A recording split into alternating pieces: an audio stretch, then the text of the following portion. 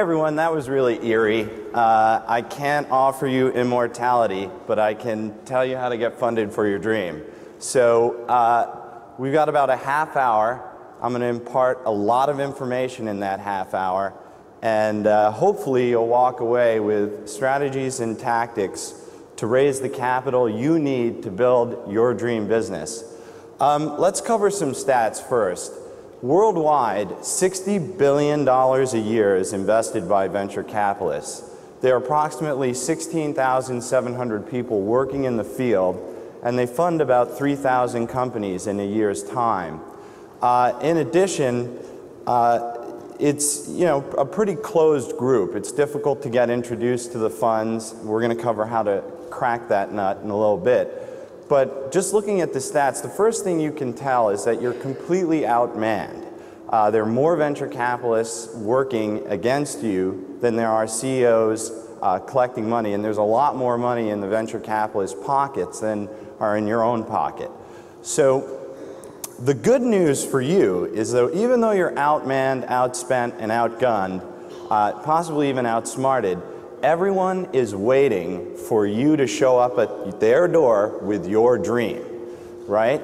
That's what the business is about. It's about finding great companies with great ideas that will be the next Facebook, will be the next Google, Cisco, EA, etc.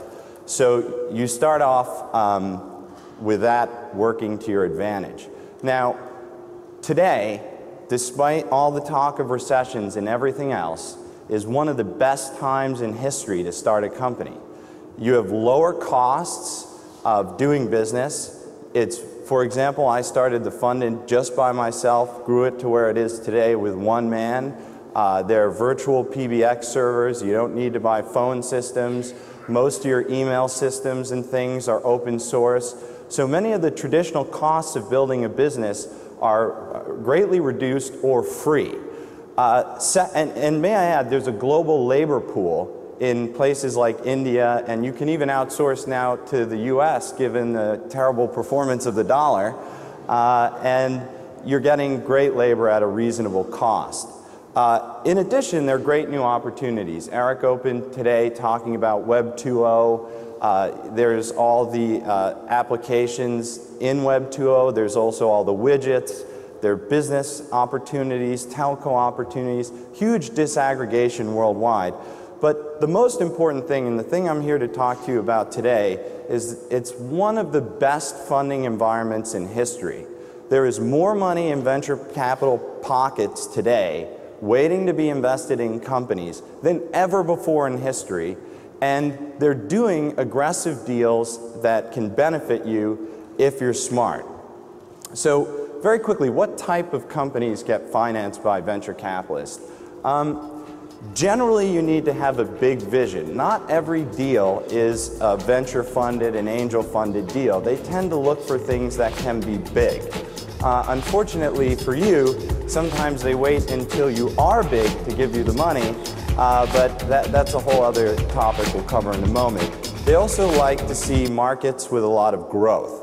So, something new, if you're disaggregating the telco space, that's a big opportunity, big market with lots of growth.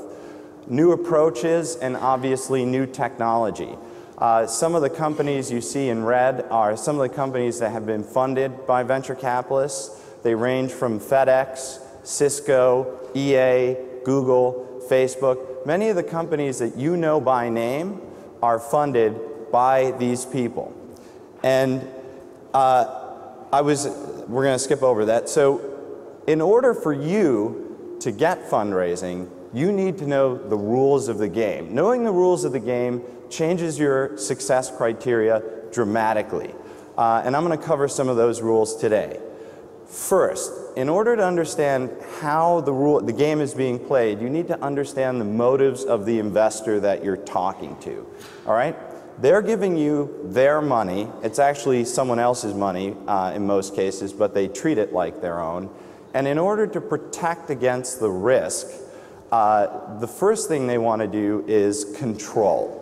So whatever they do, if they're talking to you, if they're taking you out to drinks, if they're trying to be your friend, the motive behind that is they want a controlling relationship with you so that they can tell you what they want and have you respond and do it. That mitigates their risk, which is their second motive. Whenever something's going bad, whenever there's a problem, they will enact control to mitigate risk. And last but not least, they're obviously looking for opportunity, and it's strange that opportunities last, but for them, you cannot get to the opportunity unless you're controlling the situation and controlling the risk. So you have to watch all the behavior of dealing with your funding partner with these motives in mind, and it will clarify a lot of things that may seem strange to you in the interaction. So what is it like to go out and raise money? It sucks. How many people here are raising money right now? It's about a 20% of the audience. How many people have raised money already? Another 20%. So it's going to take about 25% of your time, up to 50% of your time, to raise capital. It takes somewhere between 4 and 12 months. You may need to pitch up to 60 VCs, and you can expect up to a 25% dilution, so you're giving 25% of your company away, and that's actually a misnomer, because if you don't know the rules of the game, while it may appear that you're giving 25% of the company away on paper, most venture exits, the venture capitalists, your investors, walk away with over 80% of the value generated. So I'm going to give you some tricks and tips to mitigate against that, but you have to be very careful, because what appears like 25%, let's say on paper, actually can be a lot more. So I'm going to quickly burn through a few steps to help you go out and win. The first one is choose a good lawyer. Now, lawyers are paid by the venture capitalists. A lot of people don't actually understand how this works until they've done it. What happens is, when you do a deal, all the fees get paid at the end. And they're actually paid by the proceeds of the investment for both your lawyers and their lawyers. So in fact, if you raise $1 million and it costs $100,000 to close the deal, $100,000 comes out at the end, and you're left with $900,000. So what ends up happening is you're constantly making trade-off decisions in the negotiations, saying, well, you know, if I fight this point, it's going to cost me more in legal, but it costs you twice, because you're paying your firm fees and their firm fees. But a good lawyer can help you in many ways. Now, here's another important point. The only time your lawyer will be honest with you in the venture raising process is when you interview them. After that, trust nothing out of their mouth, because their incentive is to close the deal to get the fees. So they'll be, oh yeah, sure, it's a standard term. Oh yeah, that's great. I've seen 7x liquidation preference deals done before. Take it. Why? Because a six-figure fee is waiting for them on the other end. So I would suggest in your regional market, France, Germany, whatever, go find 3 or 4 firms that have done venture financings before and interview them thoroughly up front. Ask them the hard questions in the interview, because that's when you're going to get the true answers. So, you know, how are you going to protect my equity position, right? Ask them up front. How are you going to negotiate?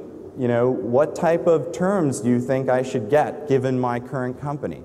So you want to interview 3 or 4, and in that interview process, you're going to get some of the most honest and best advice, and then you're going to have a lawyer, which is absolutely necessary before you go out and raise capital. Next, this is a common mistake, the throwaway pitch.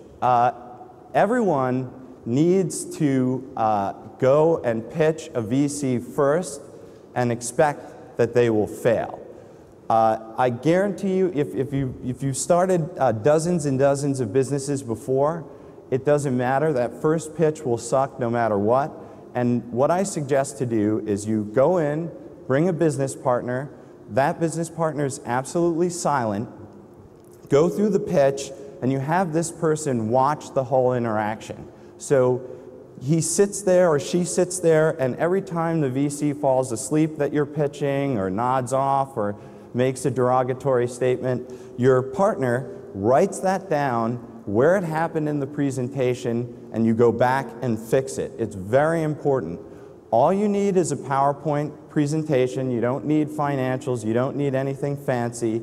And it should take about 20 minutes. It shouldn't be an hour long because you're going to be peppered with questions.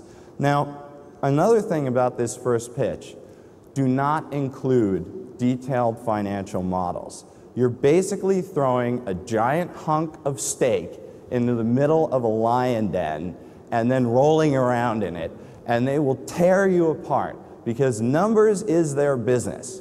So when you start thinking you're smarter than they are with numbers, I guarantee you they will prove you wrong, and you will be embarrassed. You'll be like, ooh, I didn't think of that. Ooh, I didn't think of that. So keep the numbers on a very high level. Excuse me, jet lag. So throwaway pitch is critical. Next on the list, and keep in mind, it will suck. Don't take that personally. For your pitch to be good that first time would be an anomaly, and so I would recommend you pick the throwaway venture capitalist, someone who you don't want funding from, someone who is known to give good advice to people coming in to their offices. Number two, prepare your approach. This is very important. The last thing you want to have happen is have a group of interested investors coming in, but you don't have the materials ready for them and they want to move. Now, if you think about it, the average group of investors in a fund meet once a week and they discuss a bunch of companies. Let's say they love you. They're like, I love this deal. I want to do it. They want to get in front of their next partner meeting with as much information as possible. If you don't have that information ready, you're delaying it by weeks or months before they may talk about your company again. So it's absolutely critical that you have these materials before you start the pitching process. Let's go through a couple of them. A one sheet, there are plenty of models out there of what they look like. It's, you know, market, business overview, marketing overview, competition overview, a little team, all on one piece of paper or one PDF. You need that meeting PowerPoint again, which is about 20 minutes long. A capitalization table, who owns what in the business. Ideally, you have a lawyer by now. You may want to have them prepare this for you. You do want to have a working financial model, but remember, lions, meat, bad, that's just in your pocket in case things move quickly. As much competitive information as possible. One thing, you know, if you go into an investor meeting and you're like, well, we're going to do la, la, la, and you're using acronyms, that's generally a bad idea. You want to be able to say, we're like Facebook meets Meebo, or we're like la, la, la, la, la. And your competitive landscape will tell that story because you're pointing to companies that you think are similar to what you're trying to do, and the combination of which the VC will get your gist better, right? Because now they may know Facebook, they may know Google, and don't worry, obviously they're not going to say, oh, you're really competitive with Google or Facebook. It just gives them some reference. Industry data is also very useful. It's expensive. You could drop $3 to $5 grand just to buy some reports, but better you do it and find the reports that are good to tell your story than have them do it and find the reports that kind of work against you. So, step 4, this is very important. VCs talk among themselves. So most entrepreneurs fall into a classic mistake of pitching in serial. So they'll do one VC, another VC, another VC. This extends the time frame greatly. Meanwhile, the VCs are all talking to each other. There is no such thing as confidentiality. Your materials will be seen by dozens and dozens of VCs the second you send it to one VC. And it gets worse. If the VC likes you, they're probably going to tell other people how bad your company is because they don't want them, you know, competing for the deal. Oh yeah, I looked at that deal, it sucked. Like, what? So you want to hit as many funds as possible in as short a period of time. I like to say 30 funds in 2 weeks. If you're lucky, you'll get one term sheet, one investment offer per 10 funds that you pitch for your big idea. So if you pitch 30, you're likely to get 3. Leverage your law firm, your friends, your associates, anyone you can. This is a true story. I mailed in a business plan to an investor. They sent me back a signed letter by the secretary that they couldn't fund my business, and later on I got introduced, and what did they do? They funded my business. So I had the letter on my wall from the secretary dejecting me, but meanwhile when I was walked in by someone credible, they came in the deal. So it's very important that you get introduced. Your lawyers can be an awesome resource there, any friends that you have, etc. And what I would generally do is when you set up the meetings for that 2-week block, send out the one sheet only. Now, keep in mind that the meeting itself probably, it takes all kinds in venture capital. Some will go great, some will go horrible. VCs will fall asleep, the whole 9 yards. Let me give you some good signs. Well, falling asleep, let's start with, is a bad sign, okay? If the VC you're pitching falls asleep, you're in trouble. Some good signs are thoughtful questions. If they understand the market you're in, that's also really good. So they're not, oh yeah, we've looked at deals, we think that's great, we understand the advertising space. They say words like interesting, and if you're meeting with partners. Now this is really important.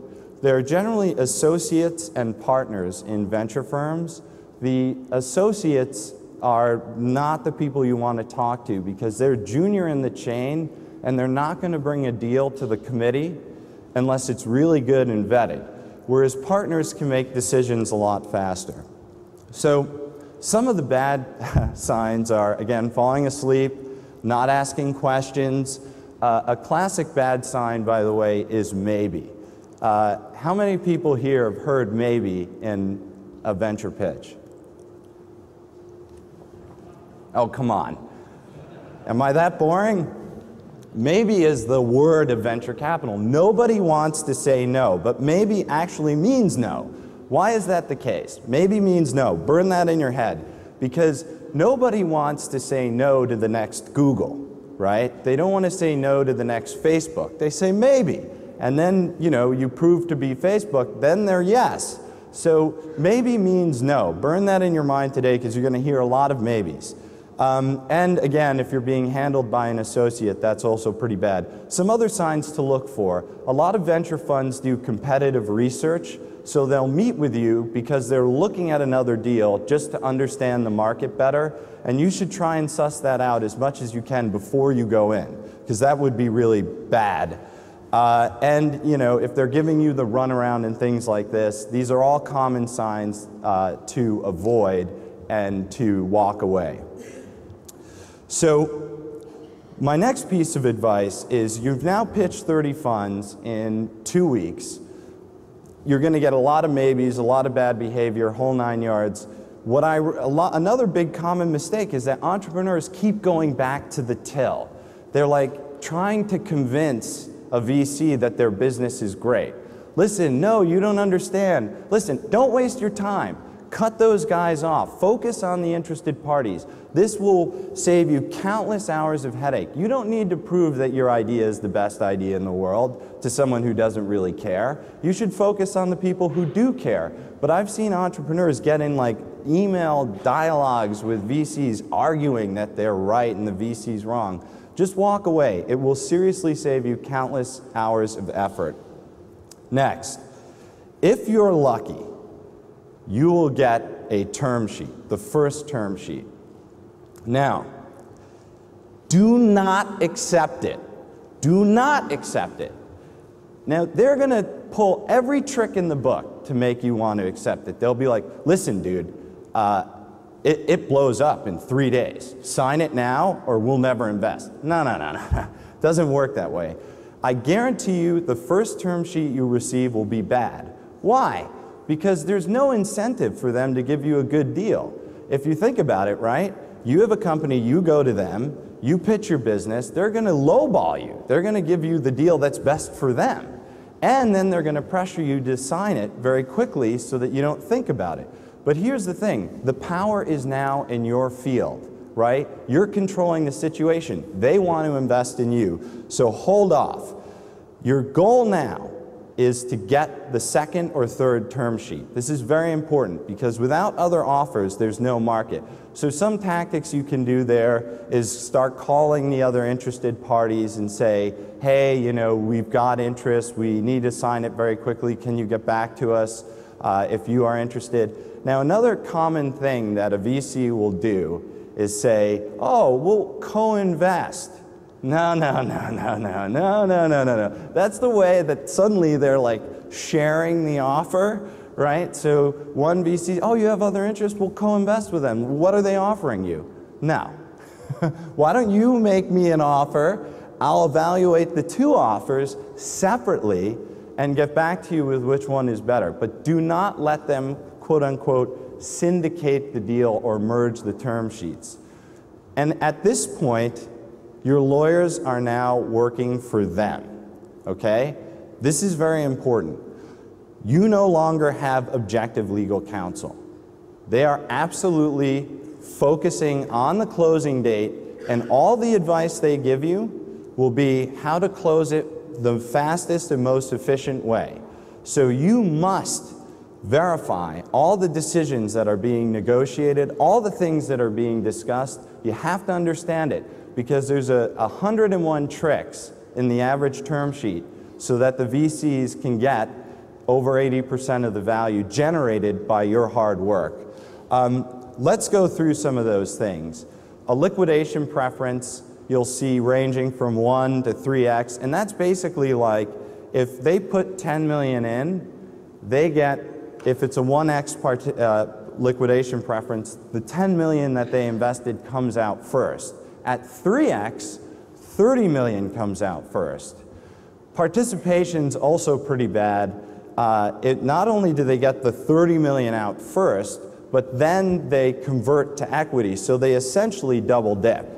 And you have to be very careful about something called a participating preferred with a high liquidation preference. Another great one I love is the founder vesting. So you started the company, you're putting your blood and sweat into it. They'll take your equity into escrow and you earn it back over time for staying with the company. And of course, they can fire you. So that's lovely. So now you've given back your equity, you're earning it back, they fire you, it's all gone. So be careful about that, be careful what happens with termination, etc. Make sure you have a good option pool size. I've seen VCs do 10 or less %. That it puts you in a really bad spot. You want 15 to 20%. Another area that's really rough is what's called a mandatory cumulative dividend. And that is where the VCs earn a percentage of their investment every year for just staying in the deal. Now, if it's mandatory, they get paid in kind. So if it's a 10% mandatory cumulative dividend on $1 million investment, every year they're making $100,000 more in equity. So that's a pretty painful term, but you're like, it's pretty innocuous on paper. You're like, oh, dividend, whatever. But it comes back to 5 years in, they've earned a huge percentage of your company for nothing. Okay, step 6, close the financing. This is much harder than it sounds because diligence can be very difficult. They're going to ask for everything. The first tip I'm going to give you is prepare your references, okay? They're going to call everyone you know, your mom, your friends. They call people you're like, how the hell did they know I know this person? So you've got to go out, know the, identify all the people that they might talk to and prepare them with what to say. They can't say he's a great guy, but, no buts. He's a great guy, period. He's really smart, period. He does great work, period. Like, no conditionals, no bad news. You have to shore up your references.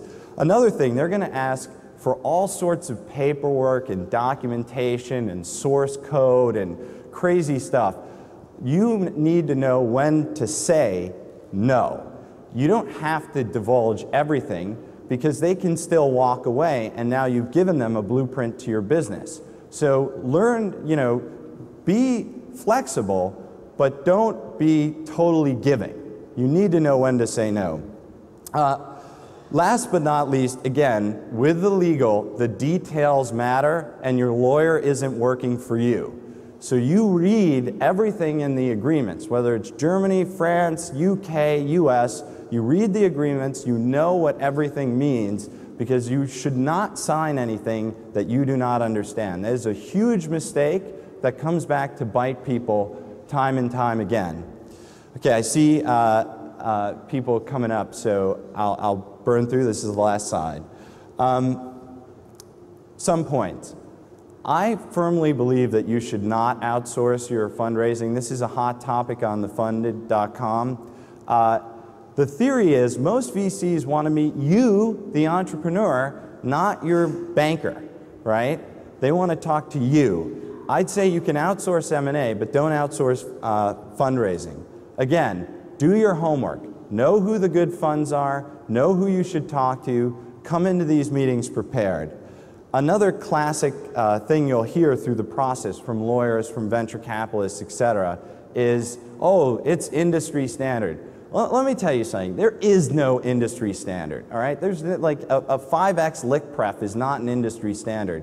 We allow people to post term sheets on the funded, and they're all over the map. You see Series A investments, a $10 million investment, a $10 million pre, a $1 million, a $1 million pre, a 3, a 5. It's all over the map. There is no industry standard. Don't be duped by someone saying that to coddle you, if you will.